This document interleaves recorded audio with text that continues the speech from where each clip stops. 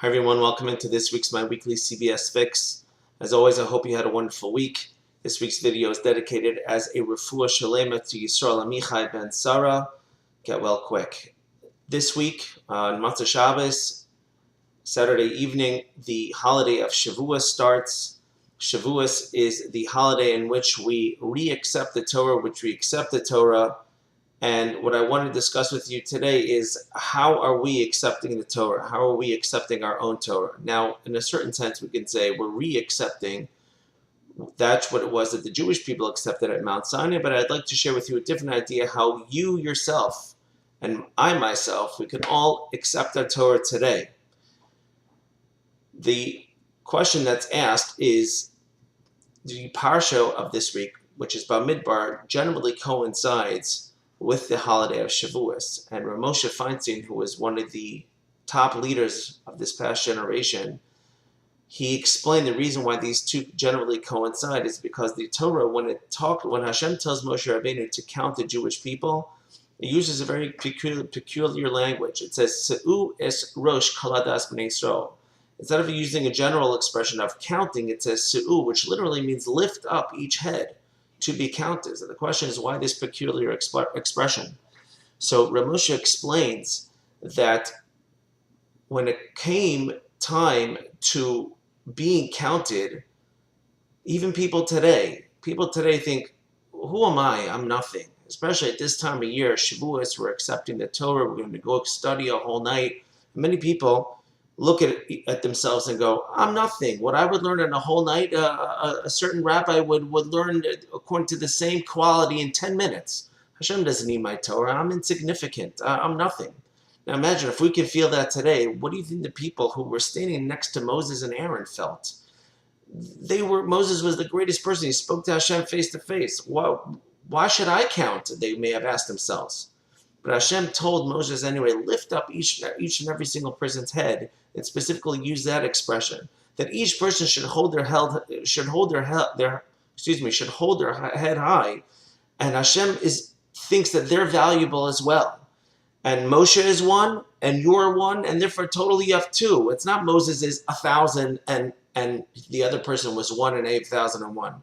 To Hashem, each and every single individual had an incredible potential to become as great as Moses. And Hashem wanted us to know that. The Yetzer Hara is always saying, nah, you're nothing. That person can learn longer, he can learn more hours, he learns better. You don't have to learn. And to that, Hashem wanted us to know that each and every single one of us is incredible. Which brings us, therefore, to an incredible woman whom we read about in this on the holiday of Shavuos. The woman's name is Ruth. And Ruth not only was she not Jewish, she was a woman who many people have a misconception that Hashem doesn't really care about Hashem's service. And certainly that is far from the truth. And this woman of Ruth, we have to know that she made an incredible dedication. She dedicated her entire life by exclaiming to her mother-in-law, Naomi, your God is my God, your people is my people, your Torah is my Torah. And when she said this when she was 40 years old, she didn't have any education, no Torah education, but she knew there was something truthful about what the Jewish people had, and she wanted that. And she knew there was something truthful about the God of the Jews, and she wanted that as well. And there was no excuses. And Ruth grew to such an extent that she even married the head judge, Boaz, at the time. An incredible, amazing thing that she was able to accomplish, that she was able to do that. It's because Boaz saw in her certain qualities that she was able to be a leader. And this Ruth ended up becoming the mother, the great-grandmother of King David Melech Yisrael Chai V'Kayam, who lives forever. And David HaMelech, he himself, is ultimately the progenitor of Messiah. Imagine our future Messiah comes from a non-Jewish woman. What happened? What happened was that she knew she had a potential. She knew she had value. She knew she had worth, which brings us now to me and you. What does it mean to accept Torah? Are we re-accepting what they accepted 3,000 years ago?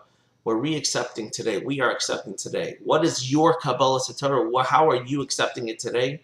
One, you have to realize your value. You have to realize your self-worth. And once you realize your self-worth, now you can accept Torah. But how? What can I do? The answer is you have to find something in Torah that you want to master. There's certain things you don't know. You may not know the laws of Shabbos. You may not know the laws of blessings. You may not know the laws of Lashon Hara. You may not know the laws of simply lighting candles Friday night. Whatever it might be, you don't know the laws of. Pick something and you say to yourself, I'm accepting right now upon myself to begin a Torah career. Are you any different than Ruth? Are you any different than the famous Rabbi Akiva who didn't know a word of Torah from the time he was 40 years old, but eventually he became, in a certain sense, even greater than Moses himself, our sages tell us. So what excuse could we possibly have? We have to start learning. We have to start realizing our potential.